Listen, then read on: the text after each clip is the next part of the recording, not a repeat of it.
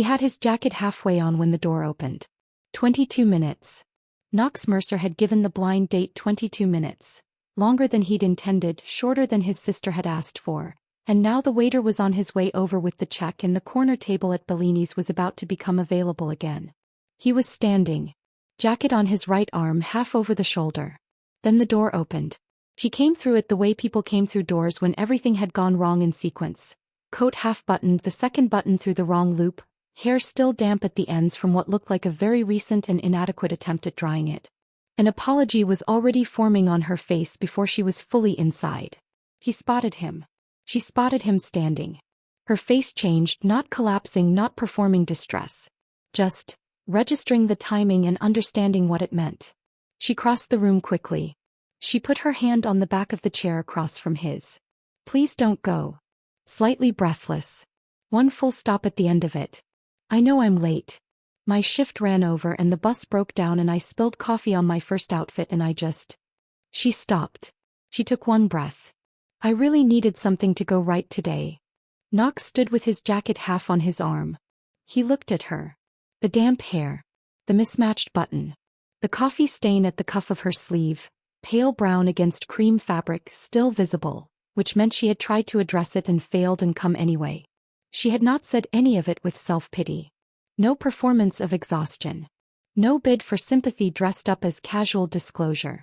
She had listed what had gone wrong in 30 seconds with the flat efficiency of someone giving a situation report and had ended with the only honest thing.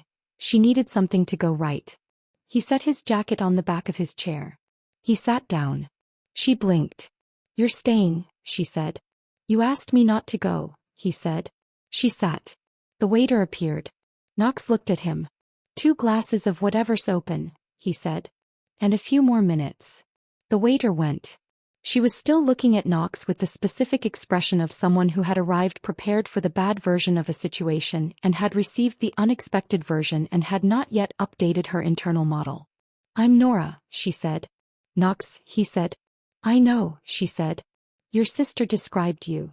What did she say? He said.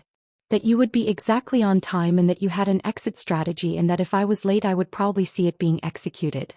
He held the table. She described the exit strategy, he said. She said you'd have your jacket halfway on, Nora said. He pressed his lips together. She knows me too well, he said. She also said to tell you something from her if I made it in time, Nora said. What? He said. Nora held the table. She looked at him. She said, Knox, if you leave this dinner before she gets there, I will send you to every family event for the next 3 years without a +1 and I will seat you beside Aunt Patricia at every single one. Knox pressed his hands flat on the table. That's extremely specific, he said. She seemed confident you'd understand the severity, Nora said. He held the table. The corner of his mouth moved. Just slightly. Nora watched it. She had the specific direct attention of someone who noticed small things and filed them accurately. The wine arrived. She picked up her glass. She held it with both hands, not nervously, the habit of someone who used their hands as anchors. She looked at him. Tell me about the day, he said. She blinked. What? She said. You said you needed something to go right, he said. Tell me about the day. She held the glass. He looked at it. She looked at him. You want to hear about a bad Tuesday? She said. I want to know how the shift ran over, he said. And how the bus broke down. And what the first outfit looked like before the coffee. She held the glass. She held it and looked at this man across the table who had his jacket halfway on when she walked in and had put it back on the chair because she asked him not to go and was now asking about the first outfit. The shirt was white, she said. And the coffee was dark roast. He picked up his glass. Irreversible, he said. Completely, she said. The specific, surprised sound of a laugh she had not planned. Knox set his glass down. He held the table. He had not been genuinely surprised in a very long time. This was surprising. And what came next, what she told him in the next 3 hours about her day, her work, her life, was going to surface something that Knox Mercer had sealed shut at 26 years old and had not opened since. He had come to this dinner calculating the minimum polite time required. He was going to stay until the restaurant closed. And before the evening ended, he was going to discover that the secret Nora carried connected directly to the most painful chapter of his past. Nora Callahan was a pediatric nurse at St. Marcus Hospital. She had been there for 4 years. She had, over the course of that time, developed the specific practice skill of moving between very high emotional situations and functional ordinary life with the efficiency that the job required, the way you developed a callus. Not because feeling was eliminated but because the feeling needed somewhere to go that wasn't your patient's room. She told Knox about the shift over the wine and a bread basket that arrived without being ordered, which was either very good service or someone had been warned by his sister. The shift ran over because of a 7-year-old, she said. Not a crisis, the good kind of over. He'd been in for 2 weeks and his numbers came back clean today and his parents were there and, she stopped. I didn't want to leave until it was finished. The moment of it. Knox held his glass. What does the moment look like? He said. She held hers. His mom picked him up, she said. Just picked him up. He's 7, he's not small, and she picked him up anyway like he weighed nothing. And his dad had both hands on his wife's back because that was the only thing he could reach. She held the glass. I stayed for that. Knox looked at the table. He looked at his glass. And then the bus, he said. And then the bus, she said. Which broke down at 4th and Main and waited 40 minutes for a replacement, during which I had approximately 3 minutes to get here and change out of my scrubs into the white shirt which is now. Dark roast, he said. Dark roast, she said. He held the table. He was in the room in the specific way he was almost never in rooms, fully without the part of his attention that was always running the other calculations, the ones that had kept him operational for 15 years. That part was quiet. This was unusual. Your sister told me you were in finance, Nora said. My sister oversimplifies, he said. What's the accurate version? She said. He held his glass. Asset management, he said. Multiple types of assets. She held hers. She evaluated this answer with the direct, specific attention he had noticed from the moment she sat down. That's also simplified, she said. Yes, he said. But you're not going to give me the full version tonight, she said. Not tonight, he said. She held the glass. Fair, she said. I'll trade you the full version of something else. He looked at her. What? He said. The reason tonight needed to go right, she said. Beyond the bus and the shirt. She held the glass. The actual reason. He held the table. He had been about to ask. She had gotten there first. She looked at the table. She set her glass down. She pressed her hands flat. My brother has been sick, she said. 18 months. He's 31 years old and he's been in and out of treatment and the last round hasn't been working the way we hoped. She held the table. I was with him this morning before my shift. I sat with him for an hour. She pressed her hands flat. And then I went to work and a 7-year-old had his numbers come back clean and I stayed for the moment of it and then I cried in the supply closet for 5 minutes and then the bus broke down. Knox held the table. He held it with both hands. And the shirt, he said. Quiet. She pressed her lips together. And the shirt, she said. Yes. The restaurant moved around them. Other tables, other conversations, the specific warm ambient noise of a room that held people eating dinners. What's your brother's name? Knox said. Danny, she said. 31. He plays guitar badly and extremely confidently. He has 3 houseplants that he's convinced are thriving despite all evidence to the contrary. She held the table. He's my best person. Knox held the table. He looked at the wine. He looked at Nora across from him. He was beginning to understand why his sister had arranged this specific dinner with this specific person and had calibrated the threat about Aunt Patricia precisely. His sister knew him. She knew that the only thing that had ever gotten through his managed distance was honesty. Complete, unperforming, here is the situation honesty. Nora had walked through a door with damp hair and a coffee-stained cuff and had handed him exactly that. He picked up his glass. Tell me about the guitar, he said. She looked at him. She held her glass. She smiled. The real kind, the one that arrived without calculation, and told him about the guitar. He listened to every word. And somewhere in the listening, a question arrived that he had not expected. A question about the name Danny Callahan. About why that name, Danny Callahan, 31, St. Marcus Hospital, was sitting at the edge of something he already knew. He could not place it yet. By the end of the evening he would. She stayed until 10:40. They talked for 3 hours. The restaurant had gone through 2 full dinner seatings around them. The waiter had stopped asking if they needed anything and had started bringing things on instinct. A second bread basket, water refills, a dessert menu that Knox waved off but Nora had looked at briefly before deciding against. He drove her home. Not offered, she had started describing the bus route back and he had stood from the table and picked up his jacket and looked at her and said, "I'll drive you." She had looked at him for a moment. She had accepted. In the car she looked at the city going past the window. "Your sister said you don't do this," she said. "Do what?" he said. "Stay," she said. "She said you calculate the minimum. She said you've been on 4 blind dates in the past 2 years and none of them went past the first drink." He held the wheel. "She tells you a great deal," he said. "She called me before the dinner," Nora said. "She told me what to say about Aunt Patricia if you were leaving. She seemed very invested." "She always is," he said. Nora held the door handle.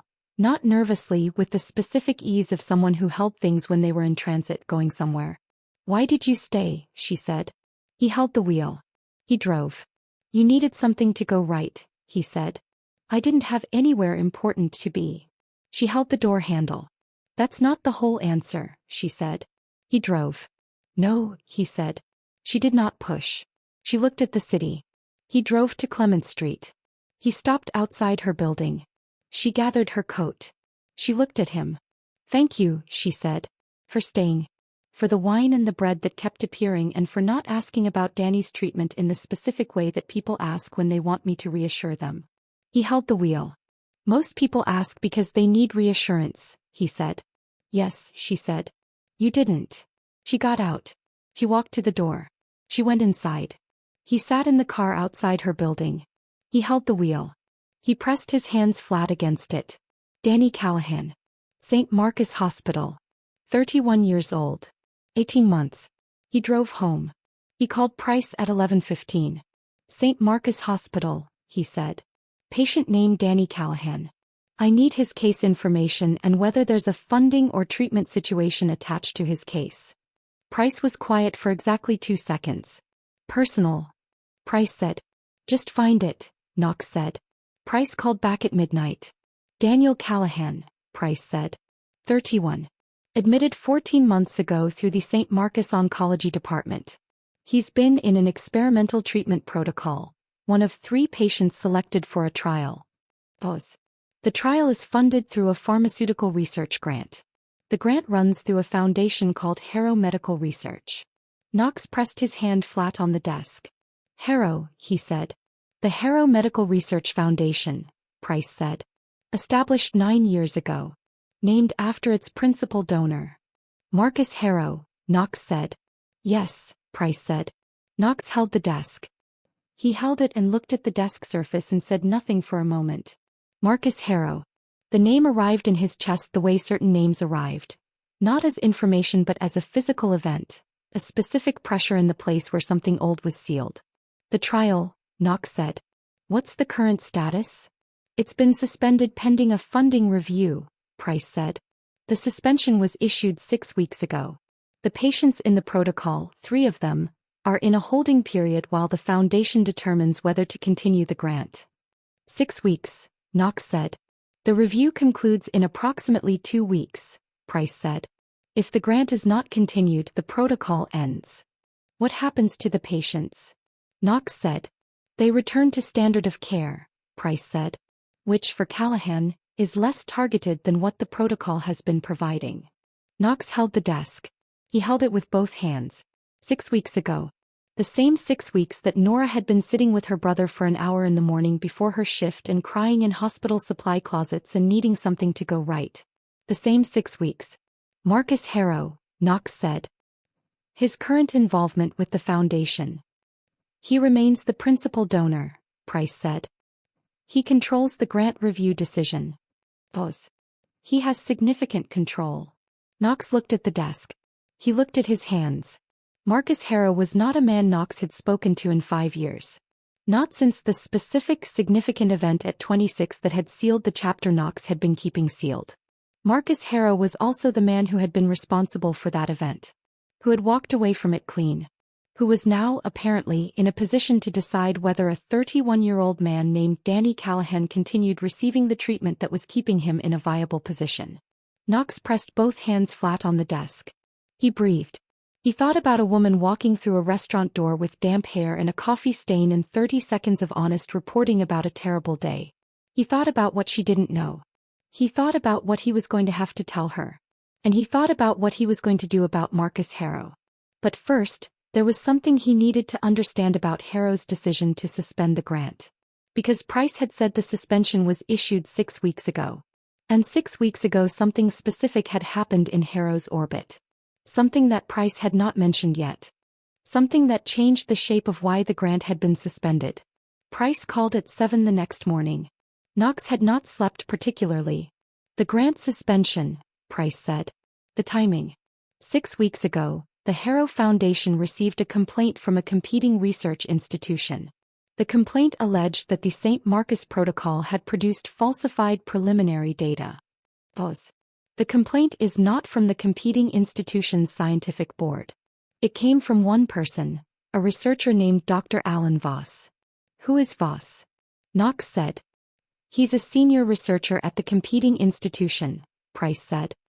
He was also, until 2 years ago, the lead researcher on the St. Marcus Protocol. Knox held the phone. He was removed from the protocol, Knox said. He resigned, Price said. There was an internal dispute about research methodology. The St. Marcus team replaced him. The protocol continued without him. He paused. 2 years of successful research later, Voss files a complaint alleging data falsification. He filed the complaint because he was removed, Knox said. The timing suggests significant personal motivation, Price said. The complaint itself is poorly supported. I've looked at the preliminary summaries available through the regulatory filing. The data falsification claim is not substantiated by what's in the public record. Another pause. But the complaint was enough for Harrow to order a review. Harrow used the complaint as cover to suspend the grant, Knox said. Harrow and Voss have a financial relationship, Price said. Voss's current institution received a significant donation from the Harrow Foundation 18 months ago. A donation that preceded the complaint by approximately 6 months. Knox pressed his hand flat on the desk. The shape of it was complete. Harrow had funded Voss's institution. Voss had filed a complaint that gave Harrow grounds to suspend the grant. The suspension put 3 patients on hold while the review proceeded. And the review was controlled by Harrow. What does Harrow get out of suspending the St. Marcus Protocol? Knox said. The competing institutions trial, Price said. It started 8 months ago. If the St. Marcus Protocol is discredited and shut down, the competing trial becomes the primary research pathway in that specific treatment area. Harrow's investment in the competing institution becomes significantly more valuable. Knox held the desk. He looked at the wall. 3 patients. 3 people in a protocol being suspended so that Marcus Harrow could make his investment in a competing research program look like the only option. He thought about Nora. He thought about a 7-year-old boy whose numbers came back clean. He thought about what it would mean if Danny Callahan's protocol ended. He pressed both hands flat. Tell me about Marcus Harrow, Price said. What's the connection? Knox held the desk. He said nothing for a moment. 5 years ago, he said. My business partner. We built something together over 8 years and then he stopped. He pressed his lips together. He took it apart. In a specific way that was legal and comprehensive and that I could not challenge through formal channels. He pressed his hands flat. I walked away with significantly less than I should have had. He walked away with the rest. The Price was quiet. You've known his name for 5 years, Price said. Yes, Knox said. And now he's connected to the woman from last night, Price said. Through her brother, Knox said. She doesn't know the connection. She knows the protocol is suspended. She doesn't know why. Price held the phone. Are you going to tell her? Price said. Knox pressed his hands flat on the desk. And here, right here in the middle of this story we have to stop. Because this is the question the whole story is asking. Have you ever found out that someone who wronged you was now in a position to harm someone completely innocent? Someone who had nothing to do with the original wrong? Someone who simply needed help from the same person who had already taken something from you? What would you do? Would you use it? Would you walk away? Would you tell the innocent person the truth even though the truth was also your pain? Tell us in the comments. Because what Knox does next is the answer. He called Nora at 9. She answered on the second ring. The day is already better, she said. Danny ate breakfast. That's been a 2-week problem. He held the phone. He closed his eyes for a moment. He opened them. I need to see you, he said. Today. In person. I have something I need to tell you and it needs to be in person. She was quiet. About Danny, she said. Yes, he said. Pause. Okay, she said. Flat. The voice of someone steadying themselves. Not a crisis, he said quickly. It's not that kind of call. She breathed. Okay, she said again. Different registers. The breath out. Lunch, he said. Somewhere near the hospital so you don't have to go far. She told him the place. He was there before her. He sat at a table by the window and he looked at the street and he thought about Marcus Harrow. He thought about 8 years building something. He thought about what it cost. He thought about the specific cold patience of a man who had spent 2 years planning a legal extraction and had executed it in a single quarter. He thought about Voss's complaint. He thought about 3 patients. He thought about what the word legacy meant to someone who had built everything they had on the destruction of something someone else had built. He thought about Nora walking through a door with damp hair. He thought about, I really needed something to go right today. She arrived. She sat. She looked at him. Tell me, she said. He told her. All of it. Not sequenced. Not protected.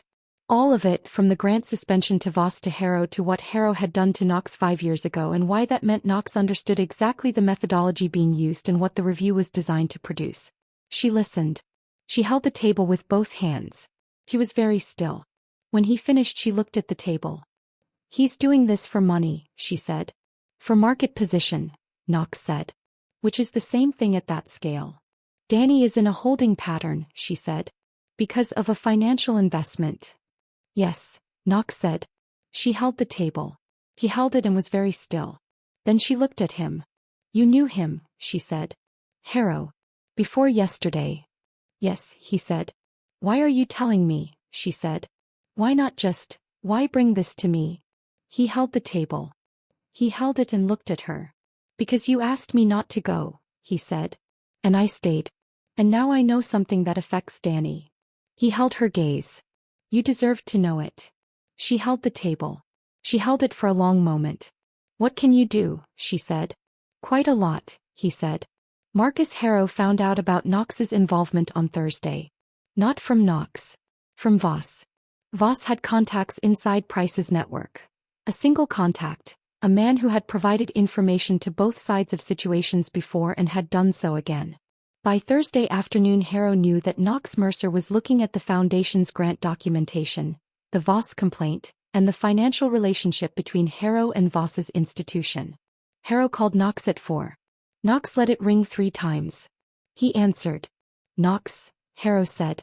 The specific register of a man who had decided the opening word was the most important one and had selected it carefully. I didn't expect to be hearing from your orbit. You're hearing from me directly, Knox said. Not my orbit. And what brings you to the Harrow Foundation's business? Harrow said. Knox held the phone. He pressed his hand flat on the desk. Daniel Callahan, Knox said. A patient in the St. Marcus protocol.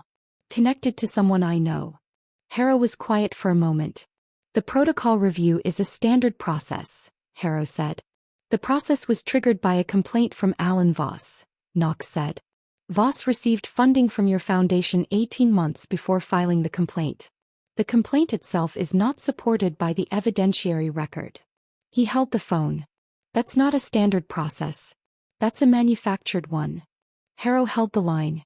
The specific quality of silence on a phone call when the other person is deciding how to recalibrate. You've been busy, Harrow said. I have resources, Knox said. You do, Harrow said.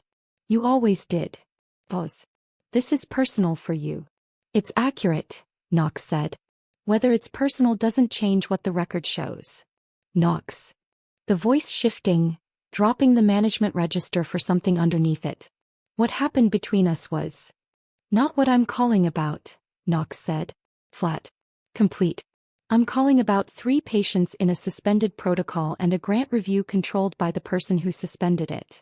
Harrow held the line. The review concludes in 2 weeks, Harrow said. I know, Knox said. And if the grant is not renewed, Harrow said, the protocol ends and the patients return to standard of care. Which is, for their conditions, a significant regression. I know that too, Knox said. So you're calling to ask me to renew it, Harrow said.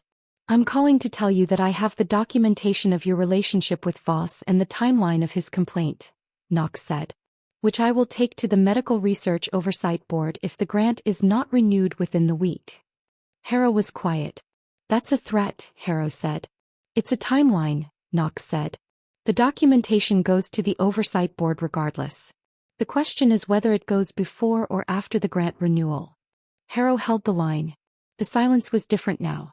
You'd take this to the Oversight Board, Harrow said. Knowing what it would mean for the Foundation. Yes, Knox said. Even knowing it would look like retaliation, Harrow said. Given our history. The documentation speaks for itself, Knox said. The Oversight Board will evaluate it on its merits. Harrow was quiet for a long moment. Then, you've changed. Knox held the phone. 5 years changes people, he said. Harrow held the line. Give me 48 hours, Harrow said. You have 24, Knox said. After that the documentation is filed. He ended the call. He set the phone on the desk. He pressed both hands flat on the surface. He breathed. But Harrow did not take 24 hours. He took 6. He called Price, not Knox, Price at 10:15 that evening. Price called Knox immediately. Harrow has pulled the Voss complaint, Price said. Filed a withdrawal with the Oversight Board at 9:50. He's also issued a grant renewal document to the St. Marcus Protocol. The funding is reinstated effective immediately. Knox held the phone. He held it and said nothing for a moment. All 3 patients, he said. The grant covers the full protocol, Price said. All 3. Knox pressed his hand flat on the desk. There's one more thing, Price said. Harrow filed a formal disclosure to the Oversight Board. He disclosed the financial relationship with Voss's institution and characterized the Voss complaint as having been inappropriately influenced by that relationship. Knox went still. He disclosed it himself, Knox said. Yes, Price said. Knox held the phone. He held it and thought about Marcus Harrow in an office somewhere deciding, in 6 hours, that the documentation being filed about him was less survivable than the documentation he filed about himself. He thought about the specific cold calculation of it. Even in surrender, Harrow had found the position that served himself best. Thank you, Price, Knox said. He ended the call. He picked up his phone. He texted Nora. 3 words. The grant is reinstated. She called him back in 4 minutes. What? She said. All 3 patients, he said. Effective immediately. She was quiet. He heard her breathing. He heard the sound of someone receiving news that had been pressing on them from the inside for 6 weeks. How? She said. What did you? I sent Harrow the documentation, he said. He made the decision. She was quiet. Knox. Just the name. The full weight of it. How's Danny? He said. She held the phone. He's sleeping, she said. He had a good day. Pause. He ate breakfast and lunch. Good, Knox said. She held the phone. I don't know what you gave up to do this, she said. I know you and Harrow have history. I know what he took from you. He held the desk. He looked at his hands. He took a business, Knox said. 5 years ago. And he kept it. He pressed his hands flat. He just gave back something worth considerably more. She held the phone. She said nothing for a moment. Thank you, she said. He held the desk. Tell Danny the plants are probably fine, he said. The thriving ones. She made the specific surprised sound of a laugh she had not planned. I'll tell him, she said. She ended the call. Knox sat at the desk. He pressed both hands flat. He looked at them. He thought about 26 years old and 8 years of building something and 1/4 of watching it taken apart. He thought about how much weight he had been carrying in the sealed place. He thought about what it felt like to use the weight for something that mattered. He thought about a restaurant door opening. Price called Friday morning. The Oversight Board has acknowledged Harrow's self-disclosure, Price said. They've opened a formal review of the Voss complaint methodology and the financial relationship. Harrow's disclosure, while self-serving, was substantive enough that the board has initiated a broader audit of the Harrow Foundation's grant administration practices. What does that mean for the foundation? Knox said. It means the next 2 years of Harrow's civic life are going to involve significant external scrutiny, Price said. His investment in the competing institution, the one that benefits from the St. Marcus suspension, is going to be examined in the context of the audit. Knox held the desk. His market position move is going to be reversed, Knox said. It's going to be examined, Price said. At minimum. Whether reversal occurs depends on what the audit finds. He paused. But the financial value of his competing institution investment depends on the St. Marcus protocol being shut down. Since the protocol is now reinstated, the investment's value rationale is significantly compromised regardless of the audit. Knox looked at the desk. He thought about Marcus Harrow's specific cold patience, the 2 years of planning, the 8 years of building together. He thought about the audit. He thought about the Oversight Board reviewing how Harrow made grant decisions. He thought about 3 patients back in their protocol. He thought about the competing institutions' reduced position. He thought about Harrow's 20-year strategy for leveraging philanthropy as market control. It was not dismantled, but it was exposed. Exposed in a way that would cost him considerably more than he had expected when he suspended a research grant 6 weeks ago. Price, Knox said. Yes, Price said. The 5 years ago, Knox said. The business extraction. Is there anything in what we've found this week that overlaps with how that was structured? Price was quiet for a moment. I've been looking at that since Wednesday, Price said. There's an interesting pattern in the Harrow Foundation's establishment. The timing, 9 years ago, overlaps with a period when your former joint assets were being structured through a holding entity. The holding entity that ended up in Harrow's control, Knox said. Yes, Price said.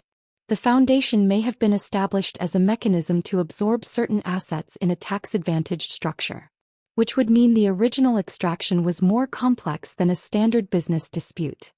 Knox held the desk. He held it with both hands. Send me everything, he said. Already compiling, Price said. He ended the call. He sat at the desk. He had come into the week planning a minimum polite dinner. He was sitting at his desk on Friday morning with documentation that might finally explain the full shape of what had happened 5 years ago. He pressed his hands flat. He felt the specific unfamiliar quality of something being released from pressure. He went to the hospital on Saturday. Not to the floor. He didn't have access, he wasn't family, he was a man who had met Nora 4 days ago at a blind date she almost missed. He went to the lobby. He sent Nora a text. In the lobby if you have 5 minutes. She came down at 8. She came off the elevator in her scrubs with her ID lanyard and the specific present quality of someone mid-shift who has stepped out for something specific. He crossed the lobby. She stopped in front of him. She looked at him. She looked at him the way she had looked at him in the restaurant when she sat down, with the direct, filing attention that noticed things and kept them accurately. You came to the hospital, she said. I was in the area, he said. She held his gaze. You live on the east side, she said. The hospital is on the west side. I was in the area, he said. The corner of her mouth moved. How is he? Knox said. Better, she said. They restarted the protocol yesterday. His team is cautiously optimistic. She held the ID lanyard. He asked me who made the grant get fixed. Knox held the lobby floor with his feet. What did you tell him? He said. I told him about a man I had dinner with on Tuesday, she said. That's accurate, he said. He said he wanted to meet you, she said. Knox held the floor. He held it and looked at her. When he's ready, Knox said. She held the lanyard. He might be ready soon, she said. He's already complaining about the hospital food, which his doctor says is a very good sign. Knox held the lobby. What does he want? Knox said. Anything that isn't hospital food, she said. I can arrange that, Knox said. She looked at him. Knox, she said. He waited. What Harrow did to you, she said. 5 years ago. You could have used it differently. You could have gone to the oversight board regardless and made it personal. She held the lanyard. You didn't. You used it to get Danny's protocol back. Not to get back at him. He held the lobby. He held it and looked at her. I got both, he said. She looked at him. The audit, she said. The audit, he said. She held the lanyard. So you managed it both ways, she said. I managed it the right way, he said. Which turned out to be both. She held the lanyard. She held it and looked at him. You stayed, she said. Not about the lobby. About Tuesday. About the jacket halfway on and the chair pulled back in the 3 hours. You asked me not to go, he said. She held the lanyard. I'm glad I was late, she said. He held the lobby. I'm glad your bus broke down, he said. She pressed her lips together. The specific surprised sound. She looked at her watch. I need to go back up, she said. Yes, he said. She turned. She walked to the elevator. She pressed the button. She looked back. Saturday, she said. Danny wants dinner. The 3 of us. Knox held the lobby. Saturday, he said. The elevator opened. She went in. He stood in the lobby. He pressed his hands flat against his jacket sides. He stood there for a moment. He walked out. Outside, the city was doing what cities did on Friday mornings. Moving, indifferent, ordinary. He pressed his hand flat against the building wall. He breathed. He thought about 5 years. He thought about what it had cost. He thought about what it had just produced. He walked to his car. Danny Callahan was not what Knox had expected. He had expected, without formulating the expectation consciously, something diminished. Someone who had been sick for 18 months and who would present the specific, careful energy of someone managing their own fragility. Danny Callahan was sitting up in a hospital bed on Saturday evening with a guitar he was not supposed to have in the room, playing something that was technically a song with a significant amount of personal interpretation applied. He stopped when Knox came in. He looked at Knox. He looked at Nora. He looked at Knox. The dinner guy, he said. The dinner guy, Nora said. Danny looked at Knox with the direct, evaluating assessment that was apparently a family trait. She said you sat down when she asked you not to go, Danny said. Yes, Knox said. Most people don't do that, Danny said. I know, Knox said. Danny looked at the guitar. He looked at Knox. Can you hear how bad this is? He said. I can, Knox said. I'm going to be honest with you, Danny said. I think I'm getting worse, not better. 3 years of practice and I think I'm moving backward. The plants might be doing better than the guitar, Nora said. The plants are thriving, Danny said. The guitar situation is a separate matter. Knox held the chair Nora had pulled near the bed. He looked at the room, the hospital room with its standard light and its monitoring equipment and the guitar that was not supposed to be there and the get well cards on the windowsill from what appeared to be a significant number of people. Your sister showed up last Tuesday looking like her day had collapsed, Knox said. Danny looked at Nora. I told you the white shirt was high risk, he said. It was a good shirt, Nora said. It was a liability shirt, Danny said. Knox held the chair. He was in the room fully. The same way he had been in the restaurant on Tuesday, without the part of himself that was always running calculations. That part was quiet again. He noted it. She stayed at the hospital for the moment, Knox said. A kid whose numbers came back clean. Danny looked at Nora. His face did the specific thing. Brief, private, the look of a sibling who knows a person completely and is receiving confirmation of that knowledge. She does that, Danny said. I know, Knox said.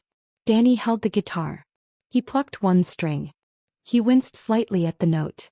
How long did dinner actually go? He said. 10:40, Nora said. She texted me at 11:10, Danny said. I was already asleep. She said, had a good night. He held the guitar. She never texts me that. She texts me updates. Information. Results. She does not text me, had a good night. He looked at Knox. I asked her what happened. She sent me a voice note at 7 in the morning explaining. It was 4 minutes long. Knox looked at Nora. Nora pressed her lips together. You sent him a 4-minute voice note, Knox said. He was asking a lot of questions, she said. There were a lot of answers, Danny said.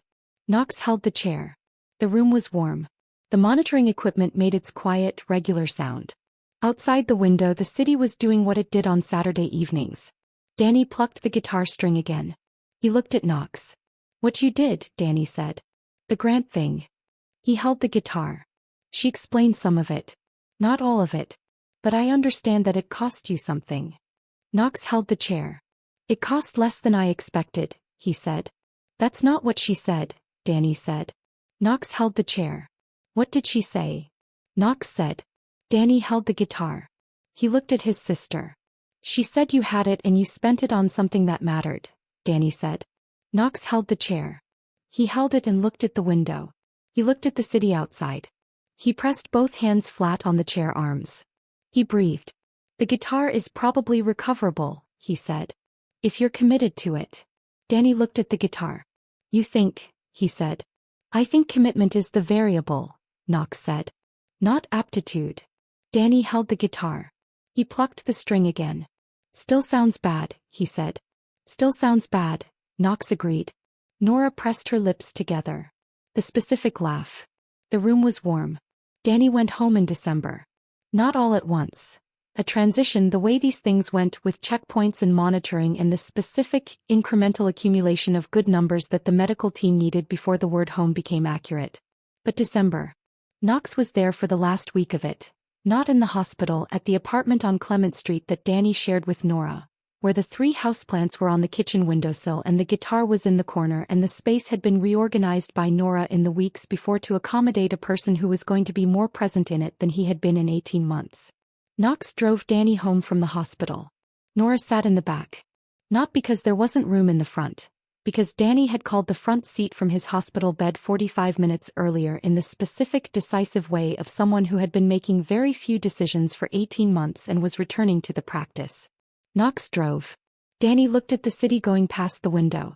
Still looks the same, Danny said. It's been 8 weeks since you've been out, Nora said. Cities don't change in 8 weeks, Danny said. This one does, Knox said. Danny looked at him. How? Danny said.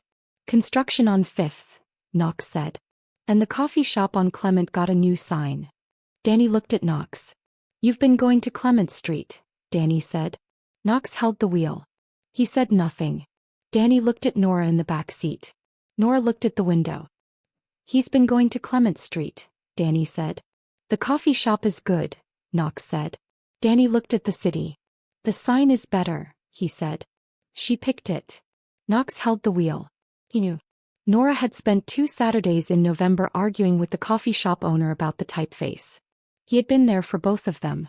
At the apartment, Knox carried the bag. Nora went ahead to open the door. Danny walked slowly, the careful, deliberate pace of someone who had learned to pace themselves and had started trusting that pace. He stopped at the door. He looked at the houseplants on the kitchen windowsill through the doorway. They're fine, he said. They were always fine, Nora said. People kept telling me they wouldn't make it, Danny said. I watered them every 3 days, Nora said. She sent me photos, Danny said to Knox. Every week. The plants specifically. So I'd know. Knox held the bag. He looked at the plants on the windowsill. He looked at Nora. She was looking at her brother in the doorway of the apartment. Her face was doing the thing, the full, unguarded version, that it did when she was not managing anything and was simply in a moment. Knox set the bag down inside the door. He pressed his hand flat against the door frame. He stayed there for a moment. He went back to the street. He came back with a coffee from the shop on Clement, the one with the new sign. He handed it to Danny at the doorway. Danny held it. He looked at it. Medium dark roast, Knox said. No sugar. Danny looked at Knox. She told you, Danny said. She didn't have to, Knox said. Danny held the coffee. He pressed his lips together. He went into the apartment. This is what this story is really about. Not Marcus Harrow. Not the Grant suspension or the Voss complaint or the documentation that Price compiled or the oversight board audit. It is about a door opening. About a man who had his jacket halfway on, who had spent 15 years building a managed distance between himself and rooms that could surprise him, who had calculated the minimum polite time required for a blind date he did not want to attend. And a woman who walked through the door 22 minutes late with damp hair and a coffee stain and 30 seconds of honest reporting about a terrible day. And said, I really needed something to go right today. That was the whole mechanism. That sentence. 6 words. Honest. Without self-pity. Without performance. 6 words that arrived in the exact place where the managed distance had a gap. He set his jacket on the chair. He sat down. And everything that followed, Danny, the protocol, the grant, the documentation, the 5 years of sealed something becoming useful. Everything followed from that decision. From sitting down. Before you go, we want to ask you something that lives at the center of this story. Has anyone ever said something to you, 6 words, 10 words, 1 sentence, that stopped you from leaving? That arrived in the exact right place at the exact right time and changed the shape of what came after? And if so, what did you do when you heard it? Did you stay? Tell us in the comments. We are a community from all over the world, from New York to Texas, from the Pacific Coast to the Deep South, from the UK to Canada to Australia. And every comment tells us something real about the moments that changed direction because someone said the exact right thing. If this story moved you today, share it with someone who almost left. Tell them the jacket goes back on the chair. We'll see you in the next story. Stay kind.